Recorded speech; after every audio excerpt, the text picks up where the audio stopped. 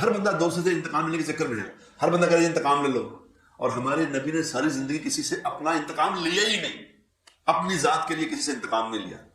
ہم بتاؤ ہم کیا کر رہے ہیں؟ ایک حکومت جاتی ہے تو دوسری سے انتقام شروع ہو جاتا ہے، وہ جاتی ہے دوسری سے انتقام شروع ہو جاتا نہیں ہوتا، اور پھر کیا کہتے ہیں قانون اپنا، ہم کہہ رہے ہیں ہم نے انتقام نہیں لینا، قانون راستہ بنائے گا اپنا، لو۔ اور ذاتی ایک تو نا کسی نے کرپشن کیا، مثال کے طور پر کرپشن تو ایک ایسی چیز ہے، وہ تو اس کو تو عیاں کرنا ٹھیک ہے کہ آپ نے کرپشن کی، ایک ذاتی زندگی ہے، ذاتی زندگی نہیں کسی کو عیاں کر سکتے آپ، ایسا نہ کرو۔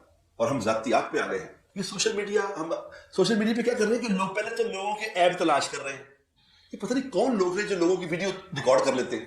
میں اپنی بیوی سے مثال کے طور پر بات کر رہا ہوں، میری بیوی سے بات کر رہا ہوں، میں جو بھی بات کر رہا ہوں، آپ کون ہیں میری بات کو ریکارڈ کرنے والے؟ بتائیں، میں جو مرضی بات کروں آپ نے وہ ریکارڈ۔ پہلے تو یہ یعنی مسلمان کیسے کہ عمر رضی اللہ تعالیٰ عنہ خلیفہ تھے، خلیفہ وقت، ایک رات کو گشت کرتے تھے، ایک گھر کے اندر سے گپ شپ کی آواز آئی کہ اندر لوگ بیٹھے شراب پی رہے، تو وہ گھر پھلانگ کے اندر چلے گئے اور جا کے اس کے گھر والے کو کہا کہ تم نے اللہ کا حکم توڑا، شراب پی ہے، تم پہ حد لاگو ہوگی، تم نے حکم توڑا ہے۔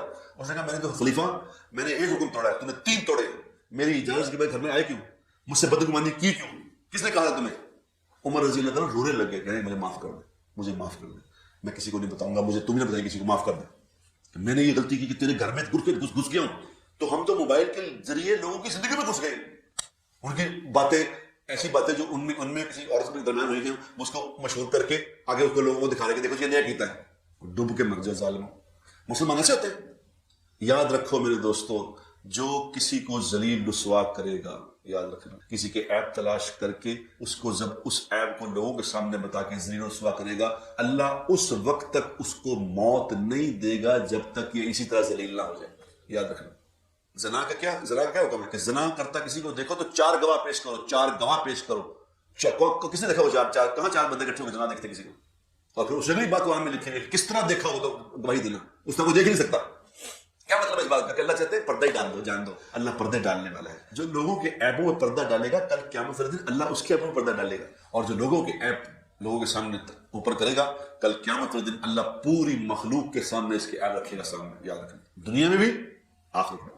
یہ نیا کام شروع ہو گیا ہے، یہ فلاں کی ریکارڈنگ آ گئی ہے، جی فلاں کی ریکارڈنگ آ گئی ہے، آج نون لیگ والے کی آ گئی ہے، کل پی ٹی آئی والے کی آ گئی ہے۔ یہ کیا کر رہے ہو؟ کیا کر رہے ہو؟ یہ کیا کر رہے ہیں اور کون کر رہے ہیں؟ کبھی کسی کی نجی زندگی میں داخل ہونے کی کوشش نہ کرو، خدا کا واسطہ نہ۔ لوگوں کی، ہر بندہ کمیوں والا ہے بابا، ہر بندہ کمیوں کو تلیوں والا ہے، نہیں ہے؟